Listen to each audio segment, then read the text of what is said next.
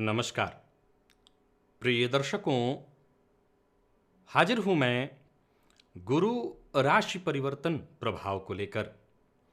20 नवंबर 2021 रात्रि 11:44 पर देवगुरु बृहस्पति अपनी वर्तमान मकर राशि को छोड़कर शनिदेव की मूल त्रिकोण राशि कुंभ राशि में प्रवेश करने जा रहे हैं।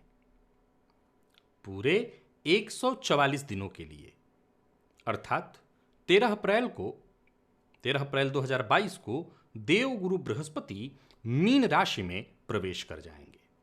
प्रिय दर्शकों, देवगुरु बृहस्पति के इस गोचर की हम बृहद चर्चा कर रहे हैं। कल हमने मेष, वृषभ और मिथुन इन 3 लग्न और राशि के जातकों के लिए देवगुरु बृहस्पति के गोचर को जाना था। आज हम कर्क, सिंह और कन्या इन 3 लग्न और राशि के जातकों के लिए देवगुरु के गोचर को देखेंगे। सबसे पहले प्रारंभ में बता दूं गोचर की कुछ बेसिक बातें। पहले तो ये जान लीजिए कि देवगुरु बृहस्पति का हमारे जीवन के हर क्षेत्र पर कोई एक ऐसा आप क्षेत्र नहीं ला पाएंगे, क्योंकि हर जगह तो देवगुरु बृहस्पति ही है। तो देवगुरु बृहस्पति का हमारे जीवन के हर क्षेत्र पर प्रभाव है। अब यहां पर आज आपने सुना होगा, मैंने अभी भी कहा लग्न। आमतौर पर आप सुना करते थे कि आपके चंद्र राशि के आधार पर है, फिर लग्न मैंने क्यों कहा। प्रिय दर्शकों, कभी भी गोचर की जो चर्चा होती है वो लग्न और राशि दोनों के ही आधार पर होती है, लेकिन प्रायः लोग भ्रमित न हो इसलिए आमतौर पर चंद्र राशि या किसी एक चीज की ही चर्चा कर दी जाती है। नियमतः नियम यही है कि दोनों की ही चर्चा होनी चाहिए और दोनों को देखा जाता है कि लग्न कैसा बीत रहा है, चंद्र राशि कैसी, और दोनों का एक साथ मिश्रण करके देखा जाता है कि प्रभाव कैसा है। अगर दोनों का प्रभाव अच्छा मिल रहा है तो बहुत अच्छा, एक का प्रभाव अच्छा, एक का प्रभाव खराब तो मध्यम, दोनों का प्रभाव अगर कमजोर है तो थोड़ा कष्टदायी बीतेगा। यही इसी तरह से गोचर को देखा जाता है।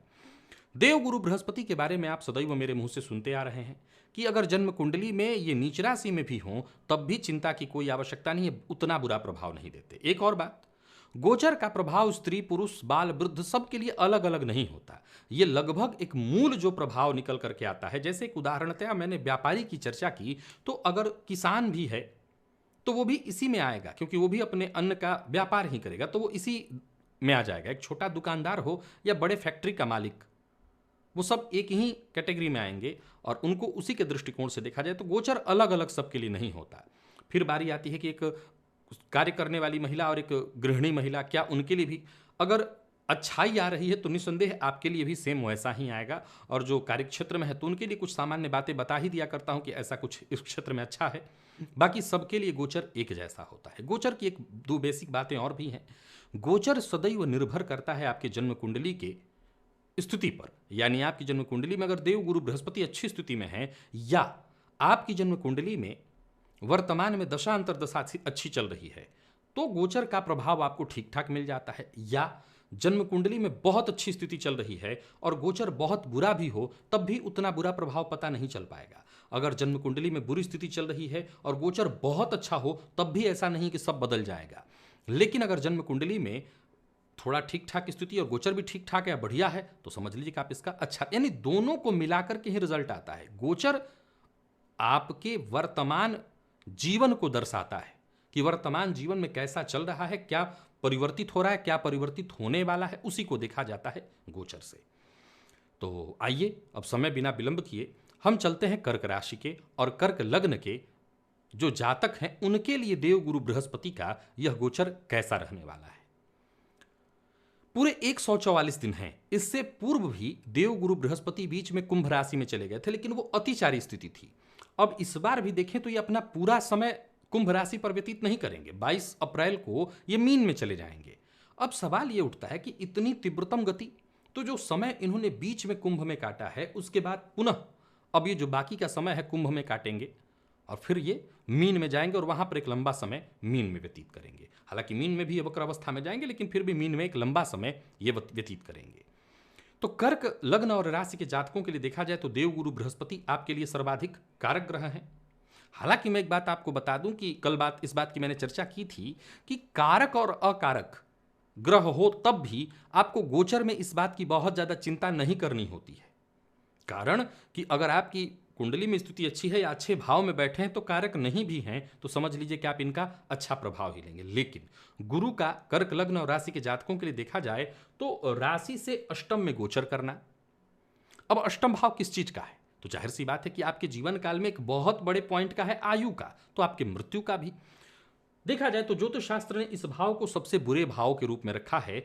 इसके पीछे यह कारण नहीं है कि यह मृत्यु का भाव है। इसको इसलिए सबसे बुरा भाव कहा गया क्योंकि यह धर्म का व्यय कर देता है। धर्म, ये जो जन्म कुंडली का 9वां भाव है, ये धर्म का भाव है, आपके भाग्य का भाव है, इसका ये व्यय करता है, इसीलिए ये बुरा भाव है। और इस भाव में जब भी कोई ग्रह जाए तो यह बहुत अच्छा फल प्रदायक नहीं होता। हालांकि गुरु की तो बात ही अलग है। गुरु यहां बैठकर अपनी 7वीं दृष्टि द्वितीय भाव पर डालते हैं। और आप मेरे मुंह से सदैव ये पॉइंट सुना करते हैं कि जन्म कुंडली में कोई ग्रह जहां पर कारक होता है उस भाव में हो तो कहना नहीं कि उस भाव का बहुत श्रेष्ठ प्रभाव देगा, लेकिन उस कारक भाव पर दृष्टि भी डाल दे तब भी श्रेष्ठ प्रभाव ही देगा। अब हम गोचर की चर्चा कर रहे हैं तो सबसे पहले आप अपनी कुंडली को देखिए। अब गुरु की स्थिति को देखिए। गुरु अष्टम में बैठ करके अपनी दृष्टि डालेंगे व्यय पर, और कहां पर? धन पर और सुख पर। परंतु एक और बात समझनी है कि देव गुरु बृहस्पति आपके लिए षष्ठ और नवम के स्वामी होकर के अष्टम में गोचर कर रहे हैं। तो ये अष्टम में गोचर बहुत श्रेयस्कर नहीं कहा जाएगा। यहां पर एक्स्ट्रा इनकम के अगर आप रास्ते सोचते थे, जैसे शेयर मार्केट में निवेश इत्यादि करके या कहीं और कोई कार्य करके एक्स्ट्रा इनकम आपकी जो होती थी, इस मामले में जरा सतर्क और सावधान रहिएगा। विशेष करके आपको सतर्क होकर के ही निवेश करना होगा, नहीं तो मुश्किल में पड़ेंगे। यहां पर अष्टम में होने के चलते कुछ अशुभ समाचार भी ये सुनवा देते हैं। व्यापारी हो या नौकरी पेशा, दोनों के लिए आपके जीवन काल में यह गोचर रुकावट उत्पन्न करने वाला होगा, और मैं कह सकता हूं कि बहुत श्रेष्ठ और मनोवांछित सफलता नहीं देगा। अब चूंकि धर्मपति बनकर के कुंडली के अष्टम में गए हैं तो कहीं ना कहीं धर्म से भी अरुचि, धर्म से भी आपकी दूरी। हाँ, ये जरूर है कि अष्टम भाव रिसर्च का भाव है। तो आज कई बार मेरे से जब लोगों की बात होती है तो लोग बताते हैं कि जब कष्ट में पड़ा तो ज्योतिष में रुचि हुई और खूब ज्योतिष को समझने लगा। तो ये होता है, इसी दौरान आपकी जो जिज्ञासा है, दिलचस्पी है, धार्मिक, तांत्रिक, ज्योतिषीय कार्यों में होगी, इसमें आपकी दिलचस्पी बढ़ेगी। हालांकि इस क्षेत्र में आप कुछ धन हानि भी कराएंगे। लेन देन के मामलों में आपको विशेष सतर्क और सावधान रहना होगा। बिना किसी जानकार की राय लिए कोई बड़ा निवेश नहीं करना, कोई बड़ा लेन देन और किसी व्यक्ति पर बिना बहुत जानकारी लिए विश्वास मत करिएगा। नौकरी पेशा लोगों की अगर हम बात करें तो कहीं ना कहीं अधूरी स्थिति उत्पन्न हो रही है, परेशानी आएगी। अब हम जब गुरु की चर्चा कर रहे हैं तो हमें एक बात तो देखना होगा कि ये तो गुरु के स्थान की बात हो गई, उनकी दृष्टि की भी तो कुछ बात होगी। निसंदेह उसमें आपके लिए बहुत सारा राहत छुपा हुआ है। और वो क्या है? देव गुरु, इसीलिए तो देव गुरु हैं। गुरु का अर्थ ही होता है भारी। अष्टम में बैठे तो यहां पर मैंने बताया आपके लिए कष्टप्रद है, परेशानी है, ये पेट से संबंधित परेशानी भी ला देते हैं। लेकिन अच्छाई क्या है? ये आपके व्यय भाव पर दृष्टि डालेंगे, और व्यय भाव पर दृष्टि डाल करके आपके निरर्थक व्यय पर नियंत्रण लगा देंगे, अंकुश लगा देंगे। वो व्यय जो सार्थक नहीं है या जो व्यर्थ का हो रहा है, उस पर देव गुरु बृहस्पति अंकुश लगाएंगे। ये बहुत बड़ा प्लस पॉइंट हुआ। कोर्ट कचहरी से संबंधित आपकी कोई समस्या है, पैतृक संपत्ति को लेकर के अगर कोर्ट में विवाद है, क्योंकि ये पैतृक संपत्ति का भाव है, और उसको लेकर के अगर कोर्ट में विवाद है तो समझ लीजिए वो कार्य आपका बनने वाला है। ये अच्छाई है। वहीं विदेश गमन के लिए आप बहुत दिनों से प्रयत्नशील हैं, या किसी मल्टीनेशनल कंपनी में जॉब कर रहे हैं, विदेश जाने के लिए प्रयत्नशील हैं, या सरकारी नौकरी में हैं, ट्रांसफर के लिए आप प्रयत्नशील हैं, तो ये संबंध आपको ट्रांसफर इत्यादि की सुखद स्थिति ले आएगा। 144 दिन का ये समय इस मामले में आपके पक्ष में है। हालांकि संतान और विवाह, इन दोनों मामलों में कोई विशेष सहयोगी नहीं होगा। हाँ, द्वितीय भाव पर यानी कुटुंब भाव पर देव गुरु की दृष्टि होने के कारण कुटुंब में नन्हे मेहमान का आगमन, या आपके घर में हो या और कुटुंब वृद्धि की स्थिति तो है, लेकिन अब नया गर्भ की स्थिति बने, नया विवाह, इस तरह की स्थितियां घर में कम ही हो पाती हैं। वाणी में आपके विशेष प्रभाव आएगा, आकर्षण आएगा। अब जरा गौर करिए कि मैंने कहा कि परेशानियों में भी रहेंगे आप, लेकिन यह भी कह रहा हूं कि वाणी में आकर्षण और प्रभाव भी आएगा। ये गुरु के कारण। तो दोनों चीजें कैसे होंगी?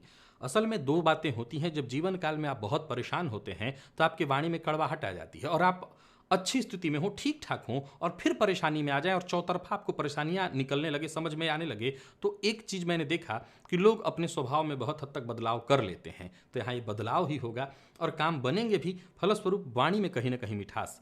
और तो और ये जो भूमि भवन से संबंधित काम आपका बन रहा है, चाहे वो कोर्ट में हो या नॉर्मल हो, उसके चलते हो सकता है कोई पैतृक संपत्ति बहुत दिनों से अटकी हुई थी, वो काम नहीं बन पा रहा था, वो अब निकल जाएगा, बिक जाएगा, या उसमें अगर कोई समस्या थी तो वो समस्या हल हो जाएगी और वो संपत्ति आपको मिल जाएगी। फलस्वरूप उस पर स्वयं का अपने पैसे से आप भवन निर्माण या कुछ और पुराना ही है उसके ऊपर और नया निर्माण आप कर सकते हैं। जमीन इत्यादि खरीदना चाहते हैं तो खरीद सकते हैं, वाहन खरीदना चाहते हैं तो खरीद सकते हैं, घर में अगर कोई बदलाव कराना चाहते हैं, घर को और ऊंचा कराना चाहते हैं, गुरु ऊंचाई है तो घर को और ऊंचा कराना चाहते हैं तो आप करा सकते हैं। इन मामलों में आपको सहयोग मिलेगा। तो वहीं मित्रों से सहयोग मिलने की संभावना है, बहुत हद तक आपको मित्रों से संभावना है कि सहयोग मिल जाए। बहुत ज्यादा धन संचित तो ना हो, लेकिन इतना जरूर है कि धन आपके पास इतना होगा कि उसके चलते आपके सारे काम बन जाए। तो कैसा रहा आपके लिए? मेरे हिसाब से देखें तो ठीक ही रहा, थोड़ी सतर्कता की आवश्यकता है। क्यों? क्योंकि भाग्यपति बनकर के कुंडली के अष्टम में गोचर करेंगे तो थोड़ी परेशानी होगी ही होगी। अब कर्क लग्न और राशि के जातक क्या करें? तो केशर का तिलक लगाएं माथे पर, जिह्वा पर और नाभि पर, और साथ ही साथ विष्णु सहस्त्र नाम का पाठ गुरुवार के गुरुवार करें। 144 दिन का समय बेहद आसानी से आनंद में बीत जाएगा, आपको ज्यादा चिंता नहीं होगी। अब बात करते हैं सिंह लग्न और सिंह राशि के जातकों के लिए ये 144 दिन का समय कैसा रहने वाला है। सबसे पहले तो आप ये जरूर समझ लीजिए कि मैं लग्न और राशि दोनों के लिए इस गोचर को बता रहा हूं। देखना कैसे है, आप अपनी जन्म कुंडली को देखिए, आपका लग्न कौन सा है, फिर देखिए आपकी राशि कौन सी। अब दोनों को सुनिए आप। अब इसके बाद दोनों का एक आंकड़ा निकालिए कि कौन बेहतर जा रहा है, लग्न बेहतर है या राशि बेहतर है या दोनों बेहतर है। लग्न बेहतर है, राशि बेहतर है, यह गोचर अत्यंत श्रेष्ठ है आपके लिए। लग्न बेहतर है और राशि थोड़ी कमजोर है, यानी कोई एक उसमें से कमजोर है तो मध्यम है, और दोनों में कुछ न कुछ विशेष कमी दिख रही है, तो फिर यह गोचर थोड़ा सावधानी पूर्वक ही टालना होगा और काटना होगा। गोचर की कुछ बातें हैं जो मैंने प्रारंभ में बताई हैं, उसे आपने सुन लिया होगा, समझ लिया होगा। गोचर की ये बेसिक बातें हैं, उसे सबको समझना होता है। मैंने जब आज का राशिफल प्रारंभ किया था तो बताया था आपको, उसे आपने सुन लिया होगा। अब आइए सिंह लग्न और राशि के जातकों के लिए गुरु के इस गोचर प्रभाव को हम समझ लेते हैं। चूंकि देव गुरु बृहस्पति सिंह लग्न और राशि के जातकों के लिए देखा जाए तो सर्वाधिक योग कारक ग्रह बनते हैं, पंचमेश बनते हैं, अष्टमेश भी होते हैं, और अब ये पंचमपति बनकर के सप्तम में गोचर करेंगे। त्रिकोण का स्वामी है, केंद्र में गोचर करेंगे, और यहां से इनकी दृष्टि की अगर हम चर्चा करें तो वो लाभ पर होगी, आपके व्यक्तित्व पर और आपके पराक्रम पर। और ये सभी जो पॉइंट हैं वो आपके जीवन के सबसे ज्यादा महत्वपूर्ण पॉइंट हैं, क्योंकि सबसे बड़ी बात है लग्न से जब संबंध बनता है, जब आपके पराक्रम से, जब आपके आय से संबंध देवगुरु का बने, जो कि देवगुरु बृहस्पति धन के कारक हैं, तो सीधी सी बात है कि ये बहुत महत्वपूर्ण हो जाता है। सबसे पहले समझिए कि एक तो देवगुरु बृहस्पति आपकी राशि या लग्न से सप्तम में है। सप्तम भाव आपके जीवन का दूसरा सबसे महत्वपूर्ण पॉइंट है। क्यों? ये वो पॉइंट है जो आप हैं, और ये इस आपका दूसरा भाग आपका जीवन साथी। अब आपके जीवन साथी के घर में देवगुरु बृहस्पति का गोचर निसंदेह जीवन के प्रत्येक मामलों में सफलता दिलाने वाला है, चाहे वो कोई भी क्षेत्र हो। पार्टनरशिप में अगर आप काम करते हैं तो यह बहुत बेहतर समय है, पार्टनरशिप से आपको सफलता मिलेगी। जीवन साथी से आपको सफलता, सहयोग मिलने वाला है। आपको जीवन साथी, आपके जीवन साथी को कार्य क्षेत्र में अगर वो वर्किंग है तो विशेष रूप से सफलता, उनके लिए भी यह गोचर बहुत अच्छा है। इस गोचर काल के दौरान आप प्रत्येक कार्य बेहद बुद्धिमानी के साथ करेंगे। यात्रा आपके लिए लाभप्रद होगी। आर्थिक, सामाजिक, हर स्तर पर केवल और केवल संभावनाएं ही दिखाई पड़ रही हैं। यह गोचर आपको केवल और केवल लाभ दिलाने वाला है। दांपत्य जीवन का भी इस गोचर काल के दौरान आप भरपूर आनंद उठा सकते हैं। अब ये बात हमने की सप्तम भाव की। अब जरा आगे बढ़िए। देवगुरु बृहस्पति की दृष्टि लाभ भाव पर होगी, मिथुन राशि बनती है वहां पर, जो कि बुध की राशि है। अब देखा जाए तो देवगुरु बृहस्पति की 5वीं दृष्टि वहां पर पड़ने के कारण लाभ के अनेकानेक स्रोत बनेंगे। एक होता है आप नौकरी कर रहे हैं, व्यापार कर रहे हैं या कोई एक काम कर रहे हैं जिससे धनागमन होता है और आप उस धन से अपना जीवन चला रहे हैं, और एक दूसरा होता है कि धनागमन के एक से अधिक रास्ते आप स्वयं निर्मित करते हैं। नौकरी कर रहे हैं तो वो ठीक है, साथ साथ कुछ और आपने करना शुरू कर दिया। व्यापार कर रहे हैं, साथ साथ और कहीं ना कहीं दिमाग लगाए हुए एक के साथ एक अधिक 2-3 व्यापार आप कर रहे हैं। देवगुरु बृहस्पति की दृष्टि से यही होगा। सप्तम व्यापार भाव में बैठकर आय के अनेक स्रोत नौकरी पेशा व्यापारी वर्ग दोनों के लिए ये बनाने वाले हैं। दूसरा, कहीं आपका पैसा फंस गया था, पैसा आपने दिया लेकिन फंस गया, निकल नहीं रहा था, वो पैसा मिल जाएगा आपको।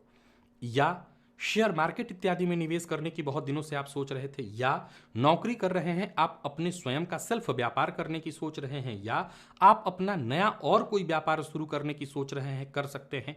या आप पार्टनरशिप में व्यापार कर रहे हैं, सेल्फ करना चाहते हैं, सेल्फ कर रहे हैं, पार्टनरशिप में करना चाहते हैं, यह समय आपके लिए बेहद उपयुक्त है। ये घर बड़े भाई बहनों का भी है, तो उनसे संबंधित अगर उनके जीवन में भी कोई समस्या चल रही है, वो समस्या भी अब दूर हो जाएगी। रोग से रोग, छठे से छठा इस भाव के होने के कारण रोग से अगर पीड़ित थे, रोग जन्य परेशानियां आपके जीवन काल में आ रही थी, उससे आपको मुक्ति मिल जाएगी। तो वहीं लग्न पर देवगुरु बृहस्पति की दृष्टि का होना अद्भुत माना गया है। समझ लीजिए कि ये तो एक पॉइंट मैंने बताया, ये एक पॉइंट बताया, इसके लिए एक पॉइंट बता रहा हूं, लेकिन इसके लिए कहूंगा सब कुछ होगा जैसा आप चाहते हैं, केवल एक नहीं, क्योंकि लग्न से जीवन के प्रत्येक क्षेत्र के बारे में विचार किया जाता है। तो देवगुरु की दृष्टि लग्न पर पड़ना, अच्छा एक और बात, ये शनि की राशि में है। यहां देखें तो नीच राशि होती है मकर, और ये भी सामान्य राशि है। देवगुरु शनिदेव के मूल त्रिकोण राशि में है, जिससे अगर देखें तो शनिदेव के साथ इनका सम है, न शत्रु न मित्र, समवत स्थिति में है ये। तो उस अवस्था में लग्न पर इनकी दृष्टि का पड़ना आपके अत्यंत श्रेष्ठ होगा। समाज में मान सम्मान बढ़ना, आपके व्यक्तित्व में अगर मैं कहूं तो 4 चांद लग जाना, अद्भुत है ये। अब एक और चीज देखिए, विवाह अभी तक अगर आपका नहीं हुआ है तो विवाह की चर्चा हो सकती है। ये 144 दिन ऐसे हैं जहां विवाह की चर्चा होगी, विवाह की बात होगी। विवाह के लिए देखता करना शुरू करें घर परिवार के लोग आपके, तो ये आपके लिए बहुत अच्छा हुआ। वैसे तो देवगुरु बृहस्पति का कोई सीधा संबंध यहां संतान भाव से नहीं बन रहा है, लेकिन ये जो लग्न है ये आप हैं, और आत्मा जायते इति पुत्रः, आपकी एक और वंश वृद्धि, वंशबेल, आत्मा के रूप में एक और आगमन। तो देवगुरु बृहस्पति अगर सप्तम में गोचर कर रहे हैं तो यहां से इनकी दृष्टि जो लग्न पर पड़ रही है, तो आपका एक और, आपके व्यक्तित्व का एक और विकास ही आपकी संतति है। तो संतान सुख भी दिलाने में ये सहयोगी होंगे। जैसे संतान भाव पर दृष्टि डालकर के जितना मजबूत प्रभाव ये उत्पन्न करते हैं, उतना मजबूत प्रभाव तो नहीं, लेकिन हां, आपके व्यक्तित्व पर लग्न पर दृष्टि डाल करके आपके व्यक्तित्व को और विकसित कर देना। तो देवगुरु बृहस्पति आपके संतान सुख में भी वृद्धि करेंगे। अब देवगुरु बृहस्पति की दृष्टि पराक्रम पर होने के कारण पराक्रम में वृद्धि होगी। किसी भी चीज के लिए प्रयत्नशील थे, परिश्रम कर रहे थे, नहीं मिल पा रहा था, लगातार प्रयत्नों के बावजूद आप असफल हो रहे थे, ये सबके लिए कह रहा हूं, नौकरी पेशा, व्यापारी, विद्यार्थी, हर क्षेत्र के लोग परिश्रम पुरुषार्थ कर रहे थे, लेकिन आपको सफलता नहीं मिल रही थी, थक गए थे, लग रहा था अब नहीं होगा, अब होगा। ये 144 दिन आपके लिए सहयोगी होंगे। निरंतर प्रयत्न आपको करना होगा। अगर आपकी जन्म कुंडली में ग्रह स्थितियां अच्छी हैं, बाकी की सब कुछ ठीक ठाक चल रहा है, दशांतर दशा भी ठीक है, कोई विशेष मार्केस नहीं चल रहा है, तो आप इस गोचर का संपूर्ण लाभ उठा सकते हैं। इस गोचर काल के दौरान मैं बता दूं कि सिंह राशि के जातकों को, सिंह लग्न के जातकों को वर्तमान में न तो शनि की ढैया है, न 7.5 चल रही है, कोई बुरा दौर ऐसे सामान्यतया तो नहीं दिखाई पड़ रहा। फलस्वरूप भूमि, भवन, वाहन, हर सुख में वृद्धि, समाज में मान सम्मान में वृद्धि, और राजनीति से जुड़े हुए हैं तो राजनीति में वृद्धि, आपका पद और कद दोनों बढ़ेगा। नौकरी में प्रमोशन, मनोनुकूल ट्रांसफर, विदेश गमन, विदेश जाकर के पढ़ना इत्यादि जितनी भी एक आम व्यक्ति की चाहतें होती हैं, उन सभी चाहतों को पूर्ण करने के लिए होने जा रहा है यह देवगुरु बृहस्पति का गोचर, जो कि पूर्णतः आपके पक्ष में है। जहां भी दृष्टि जा रही है, ठीक कुछ बातों का ख्याल रखना होगा। स्त्रियों की कुंडली में अगर देखें तो सप्तम भाव में देव गुरु बृहस्पति का, या पुरुषों की कुंडली में भी देव गुरु बृहस्पति का सप्तम में भावनाश की भी बात कही गई है। तो उस अवस्था में एक बात का ख्याल आपको रखना होगा कि अपने जीवन साथी का, बस एक यही पॉइंट है कि अपने जीवन साथी का किसी भी तरीके से अपमान करने से आप बचिए। और साथ ही साथ स्त्री हो या पुरुष, दोनों के लिए कह रहा हूं, पार्टनरशिप में अगर आपका व्यापार है तो अपने पार्टनर का अपमान भूल कर भी मत करिए। ये एकमात्र पॉइंट है जिस पर आपको सावधान रहना है, बाकी कोई दिक्कत नहीं। उपाय जो आप चाहें कर लें, कोई जरूरत नहीं उपाय की। जन्म कुंडली देख लीजिए आप किस लग्न और किस राशि के हैं, अपनी परिस्थिति को देखिए, गुरु ग्रह की स्थिति को देखिए। पंचमुखी रुद्राक्ष 1 या 3 दाना गले में धारण कर लीजिए और सोने का छल्ला इस तर्जनी उंगली में पहन लीजिए। बस इसी से काम हो जाएगा। गुरु का यह गोचर हर तरह से, जहां तक नजर मेरा जा रहा, मैं जहां तक देख पा रहा हूं, यह केवल और केवल आपके लिए उपयोगी सिद्ध होने वाला। अब आज के आखिरी लग्न और राशि की चर्चा कर लेते हैं। यह है कन्या लग्न और राशि के जातकों के लिए गुरु का गोचर प्रभाव। पूरे 144 दिन 20 नवंबर 2021 रात्रि 11:44 पर देव गुरु बृहस्पति अपनी वर्तमान नीच राशि मकर को छोड़कर कुंभ में प्रवेश करने जा रहे हैं। यहां यह बात आपको मैं बता दूं कि पूर्व में मैंने गुरु से संबंधित कुछ बातें आपको बताई हैं, उससे आपने समझ रखा होगा। गोचर की कुछ बेसिक बातें हैं जिसे आप समझना चाहते हैं, आपको समझना चाहिए। इस गोचर को मैं लग्न और राशि दोनों के आधार पर कह रहा हूं, आपको वैसे ही इस गोचर को देखना है। ये चूंकि देव गुरु बृहस्पति का गोचर है, हमारे जीवन पर गुरु का विशेष प्रभाव है। आप जन्म से लेकर के शिक्षा, विवाह, संतान, धन, मान, सम्मान, हर जगह गुरु के प्रभाव को ही देखेंगे। अब गोचर को जो देखने का नियम है वो ये है कि आप लग्न को भी देखिए और राशि को भी देखिए, दोनों का सामंजस्य बिठाइए कि लग्न अगर अच्छा बताया और राशि भी अच्छी तो अत्यंत श्रेष्ठ है गोचर। लग्न अच्छा परंतु राशि कमजोर, या राशि या लग्न में से कोई एक कमजोर तो मध्यम, और दोनों को कमजोर तो बहुत अच्छा नहीं जाएगा। गोचर का एक बेसिक रूल ये है कि आपकी जन्म कुंडली में वर्तमान समय में कैसी ग्रह स्थिति चल रही है। गोचर निर्भर करता है आपके जन्म कुंडली के वर्तमान दशा अंतरदशा पर भी, और साथ ही साथ निर्भर करता है कि जिस ग्रह की हम चर्चा करें, जैसे देव गुरु की, इनकी आपकी जन्म कुंडली में क्या स्थिति है। अगर वो अच्छी स्थिति में है तब भी आप इस गोचर का अच्छा लाभ उठा सकेंगे।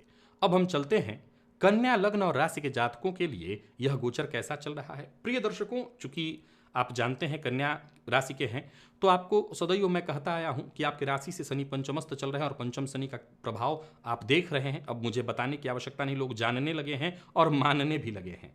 तो आपको पता है ये परेशानी दे रहे होंगे, कष्ट दे रहे होंगे, तरह तरह के कष्ट। कहता हूं मैं कि जीवित रहने पर भी ये प्रश्न चिन्ह खड़ा कर देते हैं। तो कोई बात नहीं, इस समय को आप देख रहे हैं, काट रहे हैं। अब गुरु के इस गोचर को समझें। इसे मैं बहुत अच्छा नहीं कहूंगा। सबसे पहले तो यह समझिए कि देव गुरु आपके लिए 2 केंद्रों के स्वामी होते हैं, आपके सुखेश और आपके सप्तमेश, और ये दोनों ही आपके जीवन का, हम सबके जीवन का सबसे ज्यादा महत्वपूर्ण भाव है। सप्तम भाव अत्यंत महत्वपूर्ण, और दूसरा आपका चतुर्थ भाव आपके माँ का, आपके सुखों का घर है, आपके घर का भाव है, वो उसके दोनों के स्वामी बनकर के गुरु जाकर के षष्ठ में गोचर कर रहे हैं। तो ये पीड़ादायक, कष्टदायी होगा। आइए मैं दृष्टि के बारे में आपको विचार करके बताऊं, लेकिन उससे पूर्व इस भाव की हम चर्चा करें और उस भाव से संबंधित प्रभाव को समझ लें। यह भाव आपके रोग, रिपु और ऋण का है। फलस्वरूप आपके 2 केंद्रों के स्वामी गुरु का षष्ठ में गोचर करना, पहले तो ये आपके स्वास्थ्य पर बुरा प्रभाव डालने वाला है। आपके जीवन साथी को कष्ट में डालेगा, जीवन साथी के जीवन में तनाव उत्पन्न करेगा, मानसिक परेशानी उत्पन्न करेगा, जीवन साथी को छोटी मोटी परेशानियां लगातार देगा, और यही हाल मां के साथ करेगा। उनके भी स्वास्थ्य में निरंतर परेशानियां। अब जरा सोचिए कि जीवन के 2 महत्वपूर्ण बिंदु हैं ये आपके लिए, एक तरफ जीवन साथी, एक तरफ माता पिता। अगर इन दोनों के स्वास्थ्य में परेशानी हो तो आपका स्वास्थ्य खराब हो न हो, आप तनाव और परेशानी में तो चले ही जाएंगे। यानी बेहद कठिन और विषम परिस्थिति। धैर्य से काम लेना होगा। अधिक तनाव लेने से भी बचना है, क्योंकि यहां पर गोचर कर रहे गुरु आपको पेट का रोगी बनाएंगे, और बहुत ज्यादा व्यक्ति चिंतातुर हो, टेंशन में चला जाए तो स्वाभाविक है उसको पेट का रोग हो जाएगा। फिर और क्या होगा, इस काल में आपके शत्रुओं की वृद्धि होगी, शत्रु परेशान करना शुरू करेंगे, परिवार में कलह तो दिखाई ही पड़ रहा है। सीधी सी बात है कि सप्तम पति बनकर के षष्ठ में गोचर कर रहे हैं, चतुर्थ पति बनकर के षष्ठ में गोचर कर रहे हैं, तो घर में कलह की स्थिति ले आएंगे। बैंक से लोन लेने के लिए प्रयत्नशील थे, सारा काम बन गया, सारे कागजात जमा हो गए, अंत में कह दिया कि नहीं भाई हम तो नहीं करेंगे, बनता काम आपका बिगड़ गया, तो काम बिगड़ेंगे। हालांकि कुछ अच्छाइयां यहां से भी हैं। वो अच्छाई है प्रतियोगी परीक्षा, ये कंपटीशन का भाव है। तो वो विद्यार्थी, वो राजनेता जो कंपटीशन देने वाले हैं, जो परीक्षा में उतरने वाले हैं, उनके लिए यह अवधि कहीं ना कहीं नवीनता लाने वाली है। अगर जन्म कुंडली की स्थिति ठीक है तो कह सकते हैं निश्चित नौकरी मिलेगी, ये प्लस पॉइंट है। अब ये निर्भर करता है कि आप कितना अथक प्रयास करते हैं मेहनत और लगन के साथ, तभी नतीजा आपके पक्ष में आएगा। लेकिन बाकी के जीवन के हर क्षेत्र में कहीं ना कहीं कष्ट परेशानी है। अब तो हमने बात की किसकी, तो देवगुरु बृहस्पति के षष्ठ में होने की। लेकिन अभी इनकी 3 दृष्टियां भी है, उस दृष्टि का अपना अलग ही महत्व है। यही तो फायदा है देवगुरु का कि अगर कुछ कमी दे रहे हैं तो उसके साथ कुछ तो ऐसा देंगे जो आपकी सुरक्षा के लिए है। और वो क्या है, तो देवगुरु बृहस्पति षष्ठ में गोचर करते हुए निसंदेह आपके जीवन में तनाव परेशानी। सबसे पहले तो सावधान करना चाहता हूं कि भूमि भवन वाहन, विशेष करके भवन या वाहन लेने में आपको बहुत सतर्क और सावधान रहना होगा। कोई पुराना घर है आपके पास और उस घर में काम लगाने की सोच रहे थे, तो काम तो लगवा लेंगे लेकिन काम उलझ जाएगा, समय पर मजदूर ही नहीं आ रहे हैं, काम रोक दिया, कोई ना कोई परेशानी बनी हुई है, आप इस चीज को महसूस कर लेंगे। गुरु की दृष्टि कर्म भाव पर पड़ेगी। विद्यार्थियों के लिए बता दिया, ये ठीक है। कार्य क्षेत्र में निरंतर परेशानी आती है, आती रहेगी, क्योंकि षष्ठ भाव में गुरु शत्रु पैदा करेंगे। हर दिन आपके आलोचक खड़े हो जाएंगे, जो आपसे ईर्ष्या की भावना। ऐसा कोई जगह इस दुनिया में नहीं है जहां आप काम कर रहे हों और आपके वहां 4 शत्रु खड़े ना हों, तो वो होंगे, वो बहुत खड़े रहेंगे।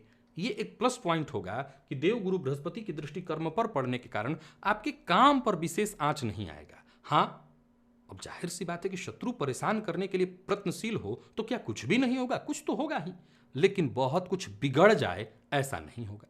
और यहां दशम पर दृष्टि पड़ने के कारण अगर नौकरी में आप कहीं परेशान चल रहे हैं, दिक्कत में, अब आप चाहते हैं ट्रांसफर हो जाए, वो हो सकता है, ये काम आपका बन सकता है। नौकरी में है और आप जिस नौकरी में है बिल्कुल परेशान चल रहे हैं, लगता है कि नहीं अब इस नौकरी में रहूंगा तो रोग का ठिकाना नहीं, भरमार हो जाएगी, रोगों की सरदर्द टेंशन से परेशान है, नौकरी बदलने की सोच रहे हैं, ये काम आपका बन सकता है। क्या करना होगा, अथक परिश्रम। मैंने कहा था कि जो भी करना है अथक परिश्रम और निरंतर प्रयास से ही आपका काम बनेगा। तो आप ये काम करके नई नौकरी के लिए प्रयत्नशील हो सकते हैं और नई नौकरी पा भी सकते हैं। ये अच्छा सब कुछ है आपके लिए। कई बार क्या होता है कि आप रिटायर होने वाले होते हैं, कोई आपके ऊपर कानूनी कार्रवाई शुरू हो जाती है, आपका पेंशन इत्यादि रोक दिया जाता है। इस तरह से अगर आपकी परेशानी है तो ये सब कुछ ठीक होगा यहां से। और कोर्ट कचहरी भाव पर गुरु की दृष्टि का पड़ना, शत्रु बनेंगे खूब, बिगाड़ कुछ नहीं पाएंगे। कोर्ट कचहरी से संबंधित अगर कोई मसला पहले से है जीवन में, अभी नया आ गया है, वहां पर देवगुरु बृहस्पति आपको पूरी तरह से सुरक्षा देंगे, ये अच्छा है आपके लिए। व्यय जरूर होगा, अत्यधिक व्यय होगा, लेकिन मैं आपको बता सकता हूं कि ये ऐसा व्यय होगा जिसे बाद में अगर आप बैठकर 2 मिनट मंथन करें तो ऐसा नहीं कह सकते कि नहीं मैंने बहुत गलत खर्च किया है। आप यही कहेंगे कि हाँ ठीक है, खर्च तो अधिक हो गया लेकिन जरूरत तो थी ही, यानी सही जगह पर खर्च। एक और चीज, विदेश गमन या विदेश जाने के लिए प्रयत्नशील हो तो काम बन जाएगा, उसके लिए आपका प्रयत्न काम बनाएगा।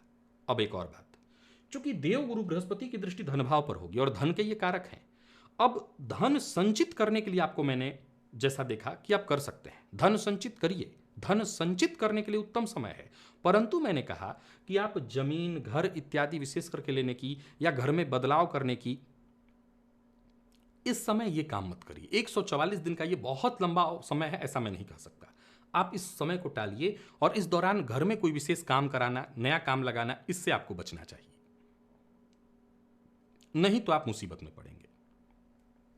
चूंकि ये जो काल है, इस काल में ऑलरेडी आपका खर्च हो रहा है, जबकि गुरु की दृष्टि धन पर पड़ने के कारण मैं कहूंगा कि धन संचित होना चाहिए। अगर धन हम संचित करेंगे तो आगे चलकर के देवगुरु का जब परिवर्तन यहां मीन के लिए होगा, तब हम उस समय विचार करके भूमि, भवन, वाहन इत्यादि चीजों का निर्माण शुरू करेंगे। तो वो कब होगा, जब हमारे पास धन संचित हो। तो इस काल के दौरान आपको अपना पूरा फोकस धन संचित करने पर, स्वास्थ्य को सुरक्षित रखने पर, शत्रुता कम पैदा करने पर ही रखना होगा। यही आपका मूल फोकस का विषय है।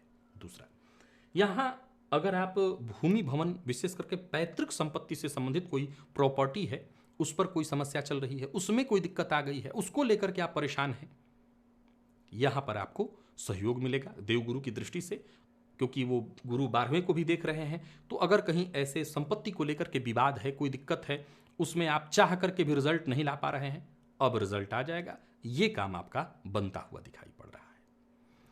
तो मिला जुला करके देखें तो कन्या राशि के जातकों को पूर्व में मैंने सावधान ही कर दिया है। सावधानी बेहद आवश्यक है।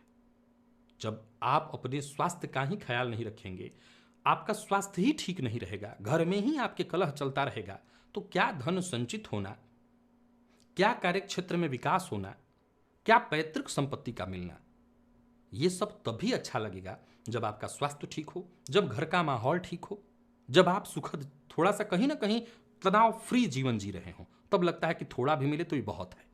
तो सबसे पहले आप अपने स्वास्थ्य का ख्याल रखिए, खान पान का ध्यान रखिए। जितना स्ट्रेस, जितना टेंशन लेंगे, पेट के रोगी हो जाएंगे। तो आपको अपने स्वास्थ्य का ध्यान विशेष रूप से रखना है। जीवन साथी के, मां के स्वास्थ्य का ख्याल भी विशेष रूप से रखिए। प्रिय दर्शकों, ये आखिरी राशि थी। आपके लिए जो उपाय है वो, एक तो हनुमान जी की आराधना आप कर रहे होंगे, करते रहिएगा।